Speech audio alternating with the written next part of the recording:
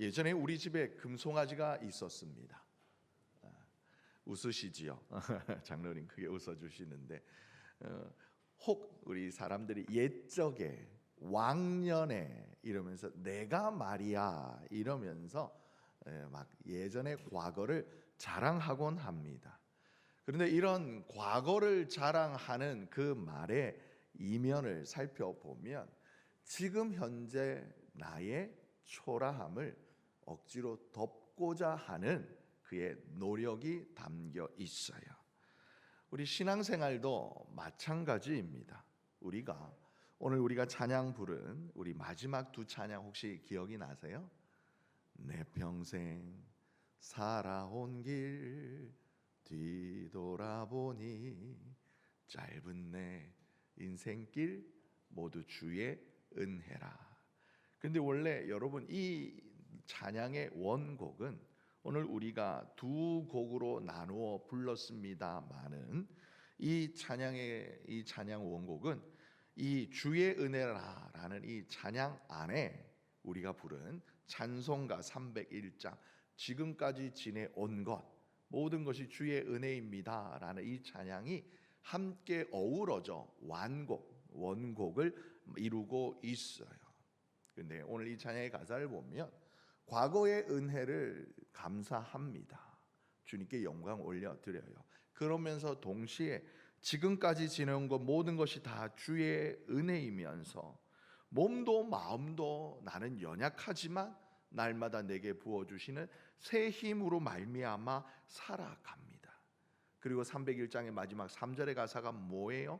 지금까지뿐만이 아니라 이제부터 남은 내 인생 여정까지 주님 다시 배올 날이 날로 다가오지만 주님의 은혜로 말미암아 내게 내리 무거운지 모두 다 벗어버릴 날들이 멀지 않았습니다라는 오늘 내게 주시는 새 힘뿐만이 아니라 앞으로도 내게 주실 그 은혜를 사모하는 고백으로 이 찬양이 만들어지고 있어요.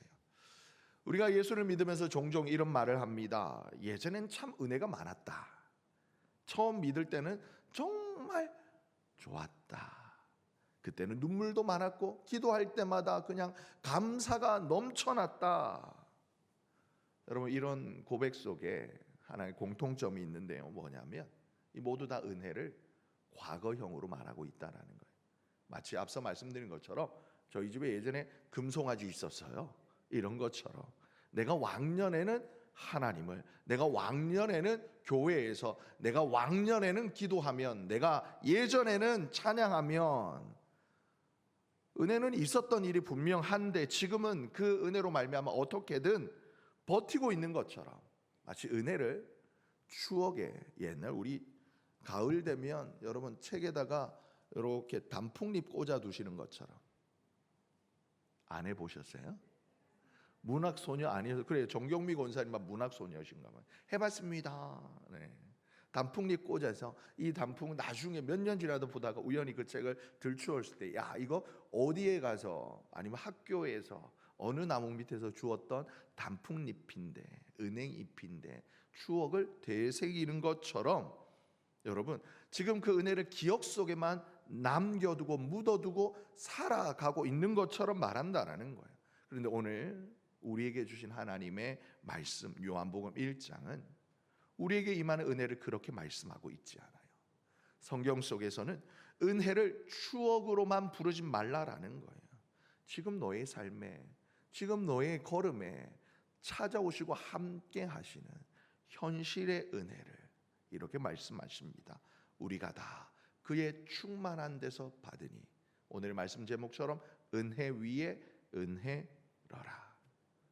사랑하는 성도 여러분, 이 하나님의 말씀은 저와 여러분의 삶에 임하시는 우리 하나님의 은혜가 단순히 예전에 그때 한순간 어느 순간에만 막 정말 더운 여름날의 소나비처럼 확 내려졌다가 어느샌가 하늘이 맑게 개어서 몇 날 며칠이고 태양빛이 내려져서 가뭄이 오는 것처럼 말씀하시는 게 아니에요.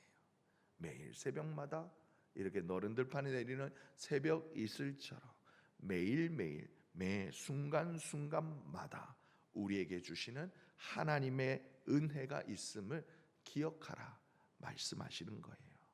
그래서 사도 요한은 우리에게 하시는 하나님의 은혜를 회상하게 하지 않아요.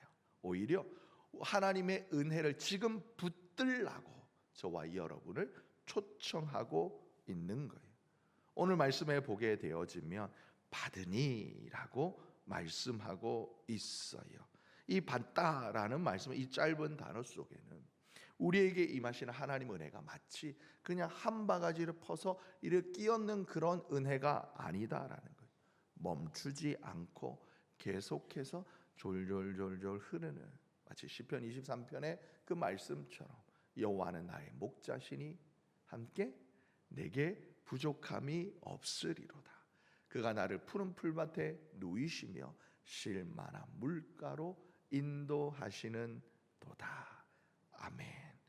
하염없이 쉬지 않고 끊어지지 않고 흐르는 그 잔잔한 시내로 말미암아, 그 풍성한 그 수량으로 말미암아, 수원으로 말미암아 그 주변에 푸릇푸릇한 잔디가 풀밭이 이렇게 계속해서 솟아나는 것처럼 하나님의 은혜가 멈추지 않고 흐르고 있는 현재의 은혜를 이야기를 해요. 그런데 여러분, 우리가 보통 하나님의 은혜를 과거형으로만 말씀할 때는 언제 보통 그렇게 이야기를 해요? 언제 이야기를 해요? 지금 내가 힘들 때 대부분 과거형으로 이야기를 해요. 기도가 예전처럼 같지 않을 때, 말씀 앞에 앉아도 내 마음이 도저히 움직이지 않을 때, 신앙생활의 기쁨이 아니라 그저 해내야 하는 일처럼 느껴질 때 우리 이렇게 말하는 거예요. 예전에 교회 생활 참 즐거웠는데. 그 말이 담긴 뜻이 뭐예요? 동변이 양면처럼 지금은 은혜가 느껴지지 않는다. 지금은 믿음으로 사는 것이 쉽지 않다라는 내 영혼의 현재 상태를 드러내는 징표인 거예요. 그렇게 우리는 마치 왕년에 우리 집에 금송아지 있었다라는 그런 말. 그러니까 지금 나의 삶을 드러내는 솔직한 고백 대신 과거의 영화, 과거의 은혜를 끌어와서 지금 내 마음의 공허함을 하나님 앞에 드러내지 않고 덮어버리려고 해요. 은혜를 다시 구하기보다는 기억 속의 은혜만 붙들고 살아가려고 하는 성도들이 너무나 많다라는 거예요.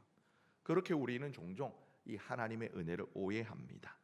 그때 은혜 받았으니까 이제 견뎌내야지. 그때 받았으니까 이 정도는 참아야지 이야기예요. 그러면 은혜는요, 여러분, 위로가 아니에요. 은혜는 우리에게 소망이 되지 못해요. 오히려 이 은혜가 의무가 되어져요. 기쁨이 아니라 버팀목이 되어져 버린다고요. 버팀목이 뭐 나쁩니까? 라고 말할 수가 있는데요, 요한복음이 말씀하신 은혜는 사람을 버티게 만드는 힘이 아니라 다시 살아나게 하는 힘이어야만 한다라고 말씀하고 있어요. 여러분, 버티는 신앙의 특징이 뭔지 아세요? 버티는 신앙, 불안과 죄책감과 부담과 외면의 삶이에요. 기도를 쉬면 막 여러분 불안해. 오늘 금요 기도에 나오실 때 여러분 어떤 마음으로 오셨어요? 내가 이번 금요 예배 안 나가면 내가 그래도 교회 맡은 게 있는데 불안한 마음으로 혹시 오신 분 있습니까? 다른 사람들이 어떻게 나를 볼까, 그런 체면으로 오신 분 있냐라는 거예요. 아니면 죄책감은 먼저 든다. 아니면 부담은 있는데 기쁨이 없으니까 외면하고 싶은 것이 여러분 버티는 신앙의 특징인 거예요. 쉬고 싶은데 쉬면 안 될 것 같고, 그리고 멈추고 싶은데 멈추면 그대로 뿔락 넘어질 것 같고, 마치 자전거처럼 자전거를 열심히 페달을 밟아야지만 여러분 똑바로 서 있는 거잖아요. 자전거 멈추면 어떻게 돼요? 발 내리면 되죠. 멈추면 어떻게 돼요? 옆으로 꼬그락 넘어져요. 넘어져요. 그래서 은혜를 구하기보다는 스스로 다그치는 거예요. 이 정도는 해야지, 이 정도는 견뎌야지. 그런데 여러분 기억해야 될 것, 오늘 우리에게 주시는 말씀이 이렇게 말하는 거예요. 주님은 우리를 몰아붙이는 분이 아니에요. 절대 그런 분이 아니에요. 우리를 버티시게 하는 분이 아니라는 거예요. 오늘 우리에게 임한 은혜로 말미암아 다시 살아라 말씀하시는 분이시다라는 거예요. 엊그제 동기 목사님들을 만나는 시간이 있었어요. 동기 목사님, 제가 장신대 신학과 처음에 들어갔을 때 20살, 21살 때 그때 만났던 친구들 지금 다 이렇게 목사님들 거의 다 되셔서 몇몇 담임 목사님 되신 분들과 함께 만나는 자리가 있었는데, 그 중에 청주 출신의 친구가 있습니다. 정말 신실하신 장로님 가정에서 성장해서 본인의 의지가 절대 아닌 엄마 아빠의 의지로 태어나면서부터 단 하루도, 단 한 주일도 주일 예배를 빠져보지 않은 친구가 있었어요. 어떻게 신학교 왔을까요? 그렇게 매주 예배 드리면서 하나님 은혜를 막 발견해가지고 기뻐서 온 게 아니에요. 엄마 아빠가 서원을 했네. 첫째 아들은 주님께 바치겠습니다. 그래가지고 할 수만 있으면 신학교를 자퇴를 하려고 용을 쓰고 애를 쓰던 놈입니다. 그래요. 근데 그 친구가 태어나면서 단 한 번도 주일 예배를 빠져본 적이 없어. 심지어 논산훈련소에서 훈련을 받을 때, 그 다음에 하반기, 후반기 교육이라고 하는 주특기 교육을 받을 때조차 이 친구가 주일을 빠져본 적이 없는 거예요. 그런데 자대에 배치를 받아서 고참이 꼬들긴 거예요. 야, 너 운전 잘하니까 5분 대기조 해라. 5분 대기조 하기만 하면 내가 너 주일날에 일요일날은 꼭 빼주겠다. 달콤한 약속에 넘어가 버렸어요. 근데 여기 군대를 잘 모르셔서 이 정도 반응인데, 저희는 그 이야기를 듣자마자 허! 이랬어요. 반응이 그랬어요. 5분 대기조라 함은 무슨 일이 생겼을 때 말 그대로 그 현장에 5분 안에 가야 하는 거죠. 이 사람들은 잠잘 때도, 여러분 잠잘 때도 전투화만 신발만 벗고 자요. 그러니까 완전히 옷을 다, 군복을 다 입고 자는 사람들이에요. 그러니까 남들 쉴 때에 옷을 입고 준비해야 되는 거예요. 주일을 갈 수 있었을까요? 없었을까요? 알겠습니다 한 그 후로부터, 그 주일부터 교회를 못 나갔어요. 토요일 저녁이 되어서 내일 교회를 가나 못 가나 그래 물어보았을 때, 뭔 소리야, 얼굴을 완전히 바꿔버린 고참이 오대기가 어떻게 일요일 날 쉬어? 교회를 못 가는 거예요. 그렇게 거의 뜬 눈으로 밤을 지새웠대요. 주일 아침이 되었고 교회를 못 갔습니다. 그렇게 마음속에 하루 종일, 주일 하루 종일 마음속에 막 불안감과 두려움이 엄습해요. 저희는 이제 50이 되어서 그 말을 들으니까 웃었는데, 갓 21~22살 된 그 어렸을 때부터 주일은 하나님 앞에 드리는 거 삶이라고 그냥 세뇌되어져 있던 그 친구에게 그 주일은 너무나 무섭고 두려운 날이었대요. 마치 진짜 하늘에서 천둥 번개가 쳐서 그 번개가 짜자작 해서 정수리에서부터 팍 내리쳐가지고 교회를 안 가! 이럴 줄 알았대요. 그리고 그 주일 23시, 밤 11시 50분, 51분, 52분, 53분, 그리고 54분, 59분 자정이 되었어요. 월요일 새벽 0시 1분이 되었어요. 그때 그 친구가 잠을 자지 않은 상태로 마음을 졸이고 있다. 첫 번째 드는 생각이 그거였대요. 번개가 안 내리치네. 진짜 그랬대요. 야, 주일을 빠져도 번개가 안 치는구나. 여러분, 그게 버티는 신앙인 거예요.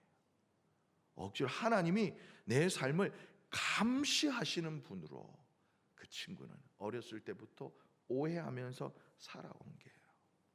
사랑하는 성도 여러분, 다시 말씀드리지만 우리 하나님은 우리의 삶을 감시하시는 분이 아니에요. 일거수일투족을 지켜보시다가 요놈 봐라 이러면서 내끼놈 하시는 분이 아니시다라는 거예요. 대신에 어떤 하나님이시냐? 오늘 본문의 말씀을 보면 뭐라 말씀하시느냐? 우리가 다 그의 충만한 데서 받으니 은혜 위에 은혜로라. 우리 16절의 말씀을 우리 함께 다시 한번 읽어봅니다. 시작. 우리가 다 그의 충만한 데서 받으니 은혜 위에 은혜로라. 아멘. 여러분, 충만이라는 단어 아시죠? 무슨 말이에요? 여러분, 어떤 그릇이나 병에 그 물이나 액체가 어떤 물건이 이렇게 반쯤 담겨 있는 상태 아니지요. 거의 말 그대로 그냥 이렇게 모가지까지, 주둥이까지 가득 차 있는 상태를 말씀하시는 거예요. 여러분, 그러다 가득 차고 나면 어떻게 돼요? 어떻게 돼요? 흘러 넘치는 거예요. 가득 차 있으면 거기 더 부어지면 흘러 넘치는 거예요. 무슨 말씀이냐? 저와 여러분에게 임하시는 하나님의 은혜는 이와 같다라는 거예요. 하나님께서 그 은혜를 적당히 가지고 계시다가 저와 여러분의 삶을 지켜보시다가 우리의 형편을 보시고 그에 맞춰서 주시는 것이 아니라는 거예요. 저와 여러분의 열심을 따라 계산해서 나누어 주시는 은혜가 아니라는 거예요. 그냥 하나님 안에 있는 그 충만함으로 말미암아, 사랑으로 말미암아 저와 여러분의 저절로 주어지는 거예요. 그래서 저와 여러분의 임하시는 하나님의 은혜는 내가 잘할 때에만 주어지는 것도 아니고 내가 무너져 있을 때 멈춰버리는 것이 아니다라는 거예요. 우리가 지칠 때에 필요한 것은 여러분 버텨낼 결심이 아니라 내게 부어주시는 하나님으로부터 흘러 넘쳐나오는 그 은혜를 다시 받겠다 하는 내 마음의 그릇의 준비, 내 마음의 결단이 필요한 거예요. 그래서 사도 요한은 은혜 위에, 지금까지 내게 주신 그 은혜 위에 다시 더하여 주시는 은혜라고, 은혜 위에 은혜로라 라고 말씀하시는 거예요. 여러분, 하나님 한 번 주셨던 그 은혜 반복하신다는 뜻도 같은 은혜를 또 주신다는 말도 아니고, 하나님의 은혜가 끝날 것 같았던 그 자리마다 하나님께서 날마다 새로운 은혜를 부어 주심으로 말미암아 다시 일어날 힘을 주시는 분이 바로 우리 하나님, 내 하나님, 너의 하나님이시다라고 오늘 성경은 말씀하시는 거예요. 그리고 그 은혜가 여러분 우리에게 임하시는 하나님의 은혜의 그 정점을 오늘 본문은 이렇게 표현하고 있어요. 말씀이 육신이 되어 우리 가운데 거하셨다. 여러분, 저와 여러분의 삶에 임하시는 하나님의 은혜는 이 말로만 설명하는 그런 관념적이고 추상적인 은혜가 아니다라는 거예요. 사람의 몸으로 이 땅에 오셨다, 말씀이 육신이 되셨다라는 것은 하나님이 저와 여러분과 똑같은 인간의 언어를 가지셨다라는 거예요. 배고픔을 아셨고, 그리고 외로움도 아셨고, 기도해도 응답이 바로 오지 않는 아버지여, 이 잔이 내게 너무나 크고 무겁습니다. 할 수만 있거든 이 잔을 내게서 옮겨 주세요. 하지만 내 뜻대로 마시고 아버지의 뜻대로 하소서. 인간적인 나의 생각과 나의 형편에 따라 내가 내 말로 올려드리는 그 기도가 즉시 응답되지 않더라도 그 인내와 기다림의 시간을 우리 주님이 안다, 아셨다라고 말씀하시는 거예요. 그래서 말씀이 육신이 되어 우리 가운데 오셨다라는 것은 똑같은 저와 여러분의 삶 속으로, 시간 속으로, 아픔 속으로, 내가 더 이상 아무것도 할 수 없는 나의 한계 속으로 하나님이 들어오셨다라는 거예요. 그래서 우리 주님은 단순히 힘내라 라고만 말씀하시는 분이 아니라 내가 안다라고 말씀하시는 거예요. 나도 겪었다라고 말씀하시는 거예요. 그리고 그렇게 조용히 저와 여러분 곁에 다가오셔서 머물러 주시는 거예요. 그래서 저와 여러분에게 임하시는 우리 주님의 은혜는 이것 말이야, 이렇게 하고 저렇게 하고 이렇게 하면 돼 라고 설명하는 은혜가 아니라 옆에 찾아오셔서 머무시는 동행의 은혜인 겁니다. 여러분, 오늘 말씀은 너 예전에 그때 받았던 은혜로 오늘을 버티고 있니? 라고 물으십니다. 그리고 이 주님의 질문은 왜 새 은혜를 받을 생각 안 하니? 라고 정죄하는 질문이 아니라 너를 위한 나의 은혜는 항상 넘쳐난다라고, 항상 너를 향해 흘러가노라고 부르시는 거예요. 그 은혜의 자리로 초청하시는 거예요. 그래서 우리는 오늘 우리에게 주시는 이 하나님의 말씀으로 이렇게 기도하면 되는 거예요. 하나님, 어제의 은혜가 아니라 오늘 은혜를 다시 주세요. 그리고 그 오늘 내게 주시는 은혜로 오늘 하루를 살아가게 해 주세요. 은혜 위에 은혜를 더하여 주시는 그 주님을 다시 신뢰하게 해 주세요. 여러분, 오늘 이 금요일 저녁 은혜 위에 은혜를 더하여 주시겠나라고 그 안에 넘쳐 충만함으로 예비하고 계시는 우리에게 찾아오시는 그 주님 앞에 다시 한번 새로운 은혜를 갈망하는 저와 여러분 되시기를 예수님의 이름으로 축복합니다.